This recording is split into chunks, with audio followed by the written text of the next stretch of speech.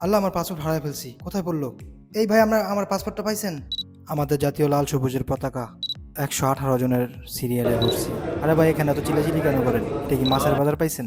আপনি প্রথমে এসে এখানে সাহায্য নেবেন তাদের কাছ থেকে। 4 ঘন্টা পর বাইরে বের হইলাম। আপনি বিস্তারিত জানতে এখানে দেওয়া নাম্বারে যোগাযোগ করুন। আসসালামু আলাইকুম এভরিওয়ান।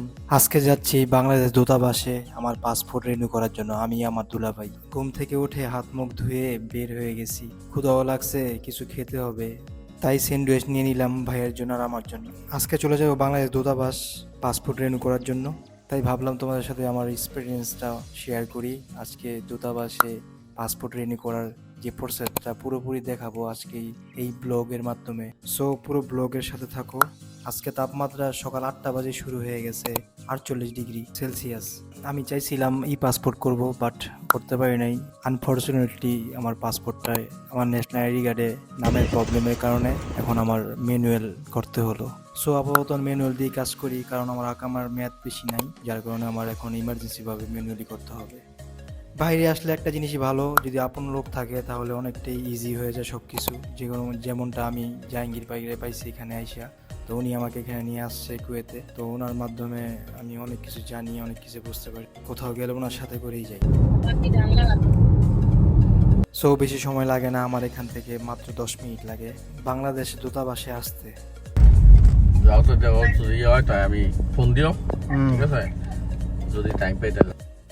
মাশাল্লাহ, আমাদের জাতীয় পতাকা কুয়েতের মাটিতে, লাল সবুজের পতাকা, খুবই ভালো লাগে। সো ফাইনালি এসে পড়লাম গায়েস। গাড়ি থেকে নামার পর এক আঙ্কেল আমাকে ডেকে বললো কি সমস্যা। আমি বললাম যে আপনার কাছে কেন বলবো, আমি ভিতরে যাই, তারপর ওনার সাথে কথা বলে তারপরে দেখি কি সমস্যা, ওনারা দেখবে।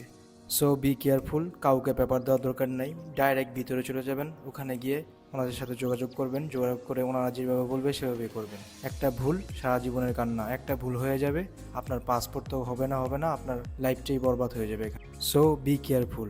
আর এখানে আপনি সমস্ত যোগাযোগ করার নাম্বার এখানে পেয়ে যাবেন, ওনাদের সাথে যোগাযোগ করে আপনি কল করেও এখানে আসতে পারেন।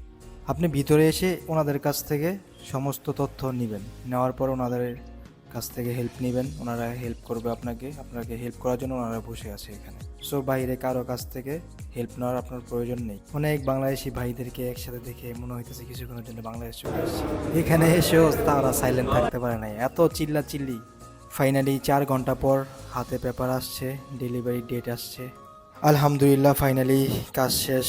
এখন বাইরে বের হয়ে আসছি, ভাইয়া ফোন দিছে, ভাইয়া চলে আসতেছে। তো এত গরম যা বলার বাইরে, প্রচুর গরম আর প্রচুর রোদ, প্রচুর বাতাস, গরম বাতাস। ভিডিও করার জন্য পেপারটা পকেটে রাখছিলাম, পরে পড়ে গেছে পকেট থেকে। এক ভাইয়া গাড়ি ব্রেক করে বলতেছে আপনার পেপারটা পড়ে গেছে, পেপারটা নেন। ভাইয়াটাকে অনেক অনেক ধন্যবাদ দিয়ে আসছি। তো ভিডিওটি কেমন লাগছে অবশ্যই কমেন্ট করে জানান, অ্যান্ড ফেসবুক থেকে হলে অবশ্যই ফলো দিয়ে রাখুন, ইউটিউব চ্যানেল থেকে হলে অবশ্যই চ্যানেলটিকে সাবস্ক্রাইব করে বেল আইকনটি বাজিয়ে দিবেন। Thank you for watching everyone.